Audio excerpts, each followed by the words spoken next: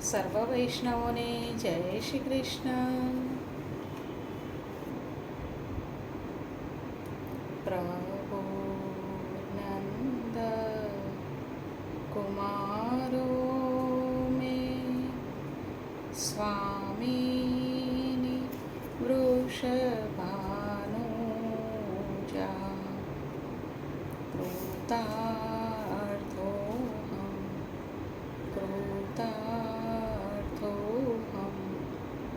કૃતાર્થોહમ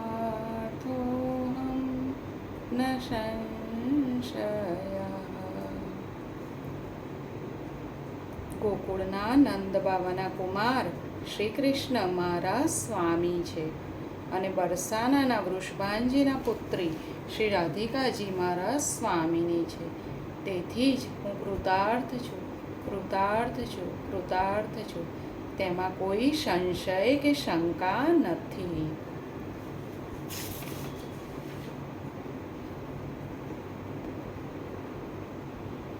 અગાઉ આપણે જોયું કે લાલો રાત્રે ખાધા પીધા વગર સૂઈ ગયો હતો. દેવકી માને ખૂબ જ ચિંતા થઈ હતી. પરંતુ સવારે તો લાલો હસતો હસતો જ બહાર આવ્યો અને કહ્યું કે માં, મને બહુ ભૂખ લાગી છે, તો દૂધ અને નાસ્તો તૈયાર રાખ, હું ઝટ પરવારીને આવી પહોંચું છું.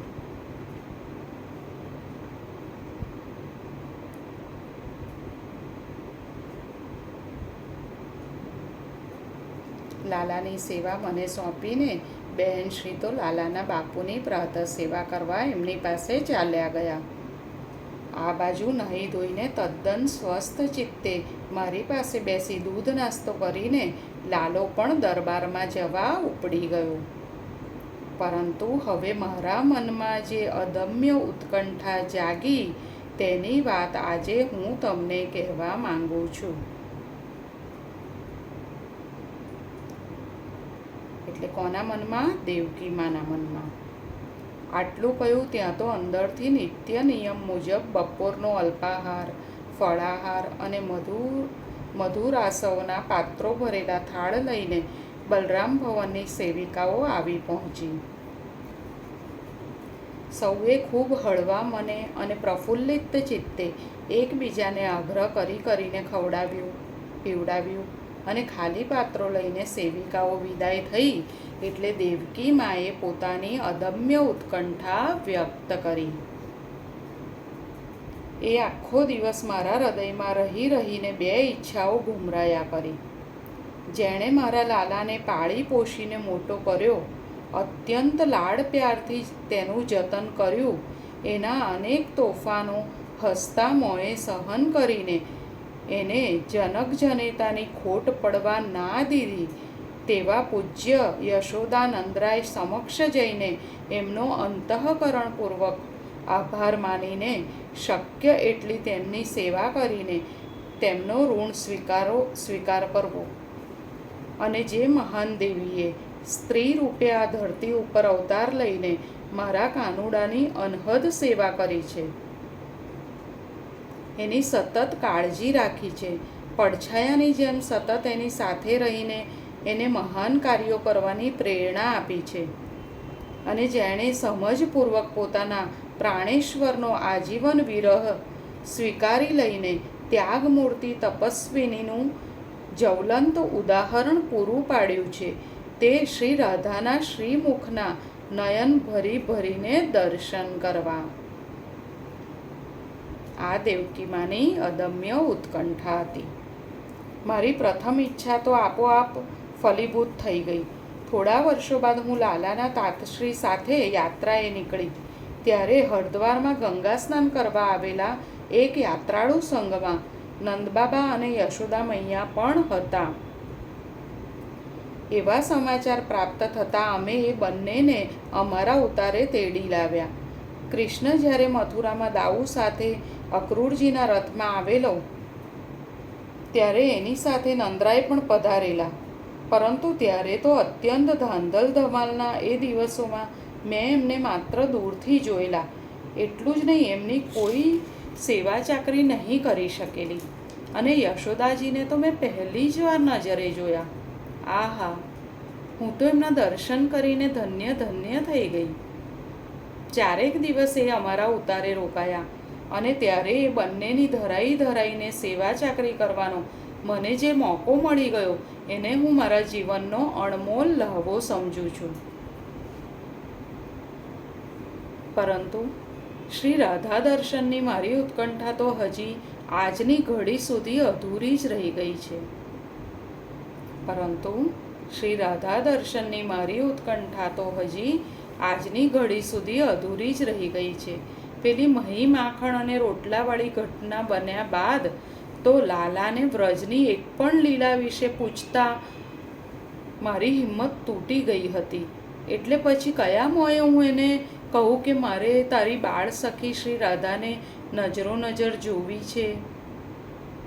હા, જો આ પ્રસંગ ન બન્યો હોત, એને કોઈ બીજા કારણે મારામાં શ્રી રાધા દર્શનની ઝંખના જાગી હોત તો હું ગમે તે બહાને કાં રાધાને મથુરામાં તેડાવી લેત યા કોઈને કોઈ નિમિત્તે વ્રજમાં જઈને એના સદેહે દર્શન કરી આવી હોત. પરંતુ હવે તો એ વાત પર 70 જેટલા વર્ષોના પડદા પડી ગયા અને આ બાજુ એવી રાજકીય ઉથલપાથલો મચી ગઈ કે રાધા નામની કોઈ વ્યક્તિ કૃષ્ણના જીવનમાં ક્યારેક આવી હતી એ મારાથી સાવ ભૂલાઈ જ જવાયું. જાણે કે ભૂતકાળની કોઈ ઘટના રૂપે એ બધું કાળના પ્રવાહમાં તણાઈ ન ગયું હોય. પરંતુ વર્ષો બાદ હમણાંથી આ દ્વારિકાના રાજમહેલમાં શ્રી રાધાનું અને શ્યામની વ્રજલીલાઓનું શબ્દદેહે પુનરાગમન થયું છે ત્યારે મારી પેલી વર્ષો જૂની ઉત્કંઠા પુનર્જાગૃત થઈ ગઈ છે.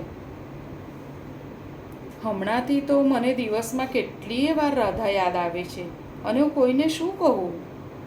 રાત્રે સપનામાં પણ હવે તો મને વૃંદાવનમાં દોડાદોડ કરતો, ગાયો ચરાવતો, વાંસળી વગાડતો, માખણ ખાતો નાનો બચુડો નંદકુંવર જ દેખાય છે. પરંતુ રાધા તો મને સ્વપ્નમાં પણ દેખાતી નથી. આંખ ખુલી જાય છે ત્યારે મારાથી નિશ્વાસહ બોલાઈ જવાય છે, સદેહે નહીં તો સપનામાં તો એકવાર દર્શન દે મારી રાધા રાણી. બોલતા બોલતા અત્યારે પણ દેવકીમાંથી એક ભારે નિસાસો નંખાઈ ગયો. આહા, શ્રી રાધા દર્શન માટે શ્રી કૃષ્ણ જનેતાની આટલી તીવ્ર ઉત્કંઠા.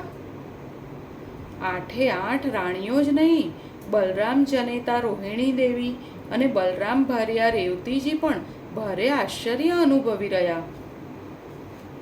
રૂકમણીને એક ક્ષણ માટે એવો વિચાર પણ આવી ગયો કે શ્યામ સુંદર તો અંતર્યામી છે, તો પોતાની માતાના અંતરમાં વર્ષોથી દબાઈને પડેલી આ ઉત્કંઠા શું એમના ધ્યાન બહાર હોય ખરી? જો ન હોય તો તેઓ પોતાની જનેતાની આટલી ઈચ્છા કેમ પૂરી નહીં કરતા હોય? કે પછી આમાં પણ કોઈ ઈશ્વરી સંકેત યા લીલા રહસ્ય ગોપિત હશે? પ્રાણનાથના એક વર્તન વ્યવહારને અણીથી પણ સુધી ઓળખવાનો દાવો કરનારી હું એમના શ્રી રાધા સાથેના મનોવ્યાપારના એક અંશ પણ પામી શકતી નથી. એ જ બતાવે છે કે શ્રી રાધા માધવની અવતાર લીલા અમારા જેવા દિવ્યાત્માઓ માટે પણ માનવદેહી ચર્મચક્ષુથી નિરખવી શક્ય નથી અને માનવ બુદ્ધિથી પરખવી પણ સંભવિત નથી. આવો વિચાર આવી જતાં ખુદ રૂકમણીજીથી પણ ઊનો નિશ્વાસ નખાઈ ગયો. બધાને આમ નિસાસા નાખતા જોઈને સૌના વડીલ અને વ્યવહાર કુશળ રોહિણીમાંથી આ દુઃખ જોયું ન ગયું. તેમણે તરત જ કહ્યું, બહેન, બેટી રૂકમણી, તમારા બધાયના મનમાં ઉછાળા મારતી જે ઝંખના, તૃષ્ણા અને ઉત્કંઠા રહીને આવા નિસાસા નખાવે છે, તેનો અર્થ હું એવો કરું છું કે હવે એ આશા પૂરો થવાનો સમય પૂરેપૂરો પાકી ગયો છે. એક મારા સિવાય તમારામાંથી કોઈએ શ્રી રાધાને જિંદગીમાં ક્યારેય પણ નજરે નજર જોઈ નથી. તેથી તેના દર્શન કરવાની તમને હવે જે તાલાવેલી લાગે છે તે જ સૂચવે છે કે હવે ટૂંક સમયમાં શ્રી રાધા દર્શનનો યોગ આવી રહ્યો છે. દેવકીજી સહિત 10 જણા વિસ્મિત વદને રોહિણીમાની આગાહી સાંભળવા લાલાયિત થઈ ઉઠ્યા. ત્યારે બલરામ જનેતા એટલું જ બોલ્યા, શ્યામે નારદજી સાથે બેસીને જે આયોજન કર્યું છે તે મુજબ તો નવગ્રહ શાંતિ યજ્ઞ નોમના દિવસે પરિપૂર્ણ થાય. પછી 11ના દિવસે અર્જુન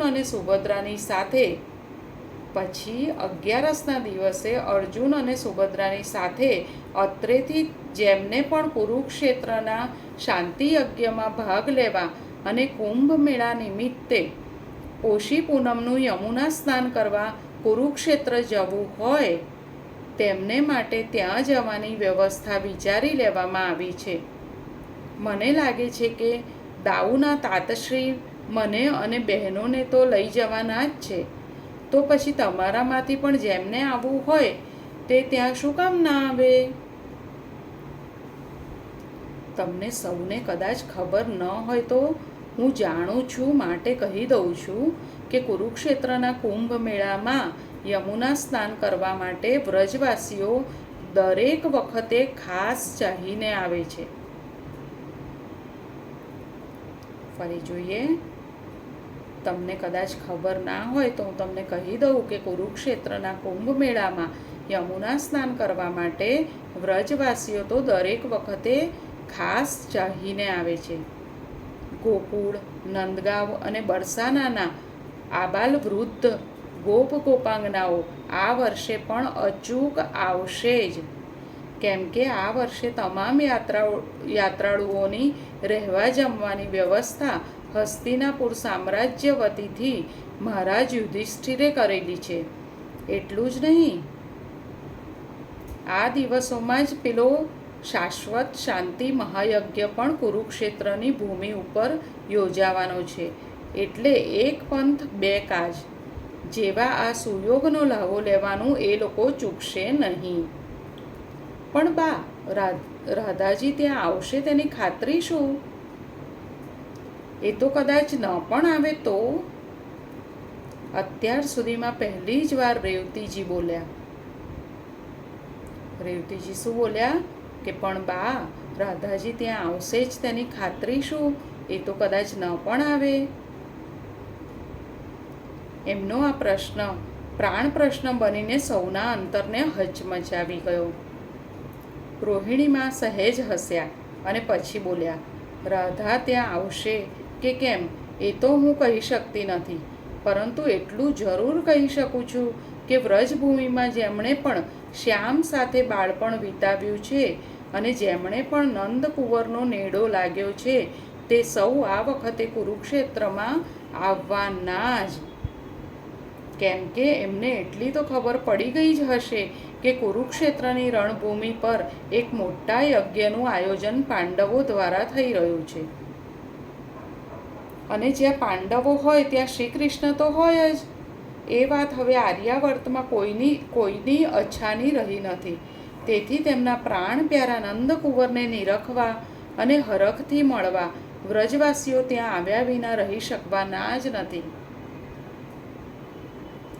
પણ સ્વામીનાથ તો મને એમ કહેતા હતા કે પોતે યાદવોને નિરંકુશ કરીને અને દ્વારિકાને એમના ભરોસે મૂકીને ક્યાંય જવાના નથી.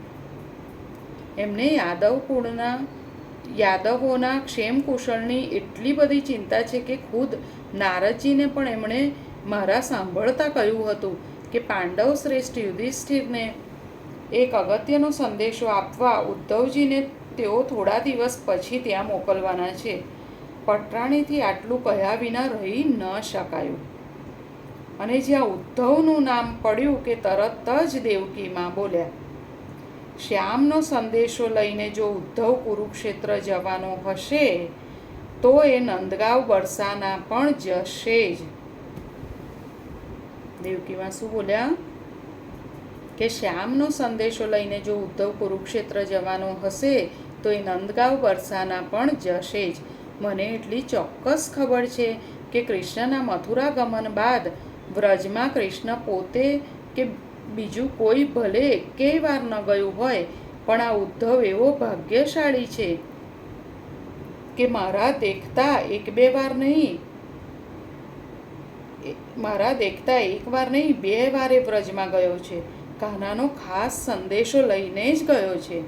પહેલી વાર તો ઝટ પાછો આવેલો, પણ બીજી વાર તો એણે ત્યાં જઈને શ્રી રાધા અને ગોપીઓના શ્રી કૃષ્ણ પ્રેમ આગળ એવો પ્રજ્ઞા પરાજિત થઈ ગયો કે 6 મહિના સુધી એ એમની સાથે વ્રજમાં જ રોકાઈ ગયો. અને આવ્યા પછી તો એવો બદલાઈ ગયો હતો કે ન પૂછો વાત. કોણ જાણે એણે ત્યાં એવું શું જોયું કે રાધાના અને ગોપીઓના ગુણગાન ગાતા હજી સુધી થાક્યો જ નથી. મને લાગે છે કે કુરુક્ષેત્ર સુધી એ જવાનો હશે તો વ્રજમાં ગયા વિના એ રહેશે નહીં. કૃષ્ણ એને મોકલશે જ. દેવકી માએ તો સ્વાભાવિકપણે આટલું કહ્યું, પરંતુ સાંભળ્યા પછી શ્રી કૃષ્ણની 8 રાણીઓના ચિત્તમાં જે ચટપટી શરૂ થઈ એ તો સૌની એકબીજા સાથે ટકરાતી નજર ઉપરથી જ વાંચી શકાતી હતી. સૌની નજર ફરી ફરીને સત્યા પર કેન્દ્રિત થતી હતી કે સૌ જાણતા હતા કે શ્રી કૃષ્ણની આ લાડલી રાણી સત્યાને પોતાના દિયર ઉદ્ધવ ઉપર સવિશેષ પ્રેમ હતો. સૌ જાણતા હતા કે રાણી સત્યાને પોતાના દિયર ઉદ્ધવ ઉપર સવિશેષ પ્રેમ હતો અને દ્વારિકામાં હોય એટલા દિવસ ઉદ્ધવ રાણી સત્યાના મહેલે આવ્યા વિના રહેતો ન હતો. તેથી સત્યાને જો વિશ્વાસમાં લઈને તો એની મારફતે ઉદ્ધવજી પાસેથી શ્રી રાધા વિશે ઘણું જાણવા મળે. તેથી સત્યાને જો વિશ્વાસમાં લઈને તો તેની મારફતે ઉદ્ધવજી પાસેથી શ્રી રાધા વિશે ઘણું જાણવા મળે. બસ પછી તો બલરામ ભવન પરની આ બપોરની બેઠક પૂરી થઈ નથી કે તરત જ રૂકમણી સહિત 7 રાણીઓ વળતા સીધી સત્યા રાણીના મહેલે જ પહોંચી ગઈ. સત્યા પોતે પણ સમજી ગયા હતા કે આ બધાયનો આજે મારા ઉપર આટલો બધો પ્રેમ કેમ ઉભરાઈ ગયો છે.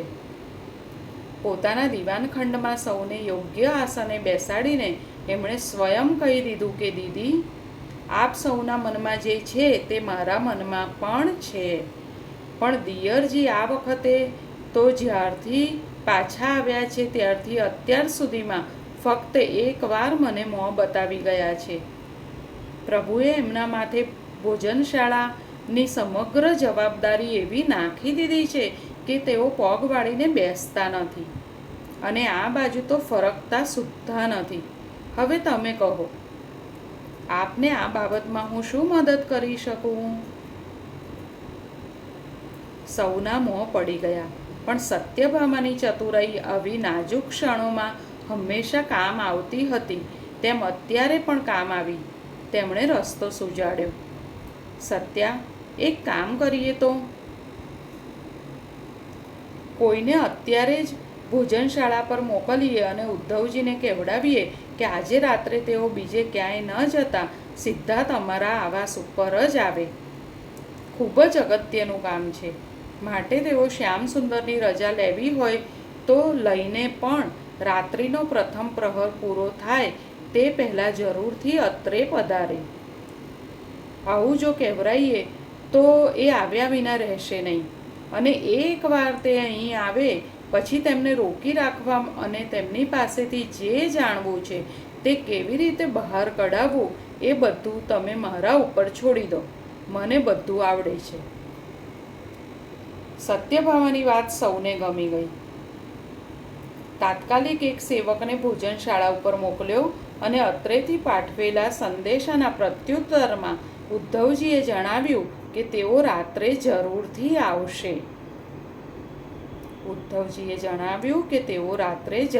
આવશે. કેમ કે આજે રાત્રે તેઓ તદ્દન મુક્ત જેવા છે. ખાસ કોઈ કામ બાકી રહ્યું નથી.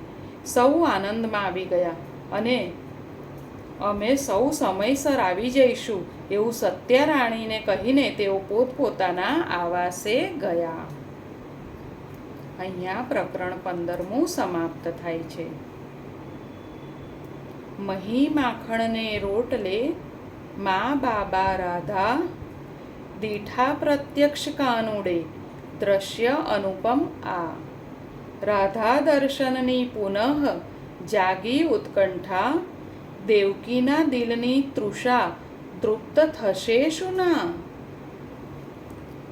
મહી માખણને રોટલે મા બાબા રાધા, દીઠા પ્રત્યક્ષ કાનુડે દ્રશ્ય અનુપમ આ. રાધા દર્શનની પુનઃ જાગી ઉત્કંઠા, દેવકીના દિલની તૃષા તૃપ્ત થશે શું ના. અહીંયા પ્રકરણ 15મું પૂરું થાય છે. પ્રકરણ 16મું આપણે આગળ જોઈશું. સર્વને જય શ્રી કૃષ્ણ. રાધે રાધે.